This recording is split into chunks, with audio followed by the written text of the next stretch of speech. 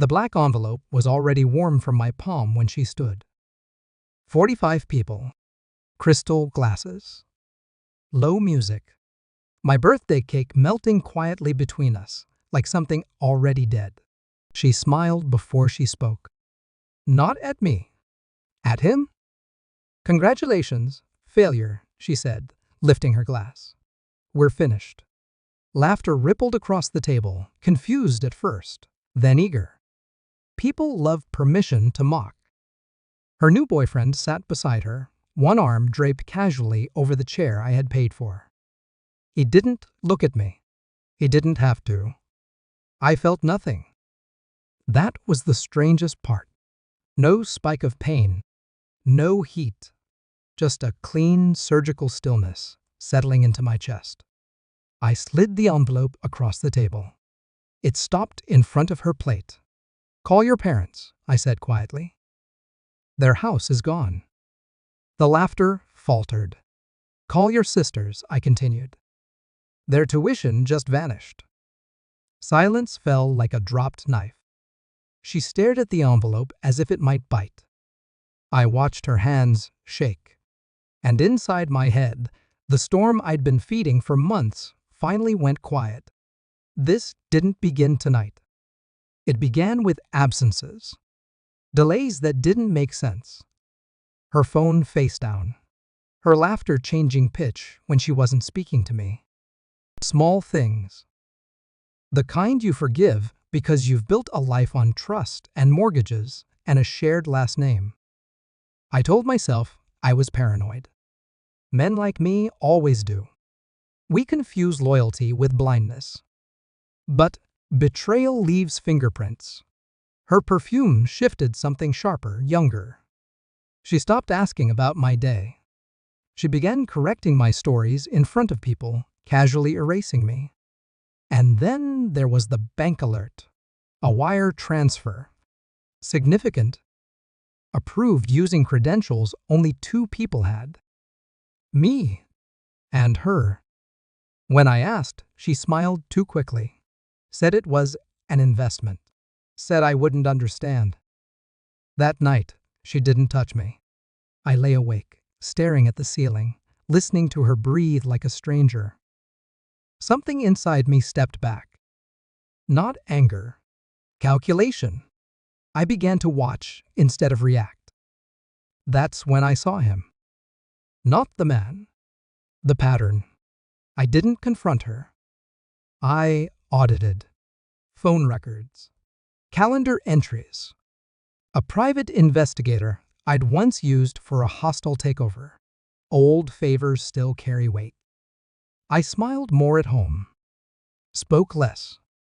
Men make mistakes when they rush. I learned they'd been together over a year.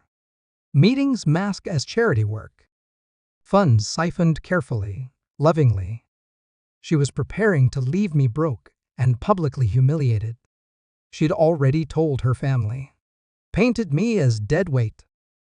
A failed provider. They believed her. Of course they did. They always had.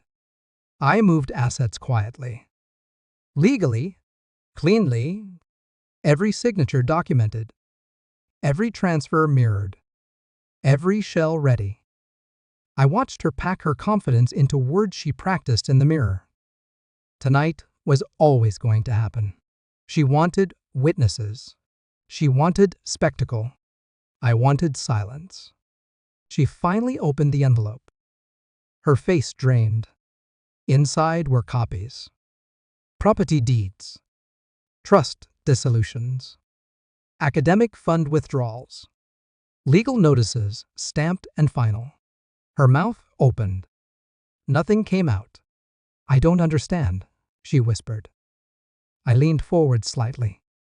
I know. That broke her. She stood too fast. Glasses clinked. Someone asked if this was a joke. It wasn't. Her boyfriend reached for her hand. I watched him stop when he realized she was no longer an asset, just a liability unraveling in public.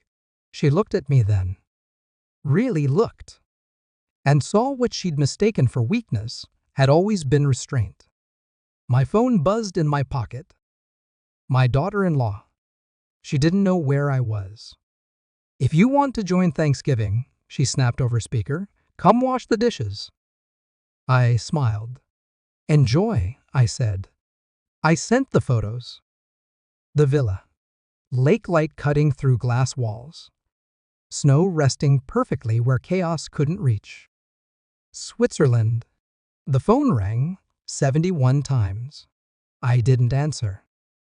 At the table, my wife collapsed into a chair. Her parents were calling her now. Her sisters, too. No one laughed anymore. I stood, adjusted my jacket. "Happy birthday to me," I said, and walked out while they stayed trapped in the ruins they'd built for me. I don't hate her. Hate requires attachment. What I feel is distance. A clean, infinite distance where her voice can't reach. She wanted to end me publicly. Instead, she exposed herself privately and lost everything that mattered to her. I gained something quieter. Clarity. Power doesn't shout.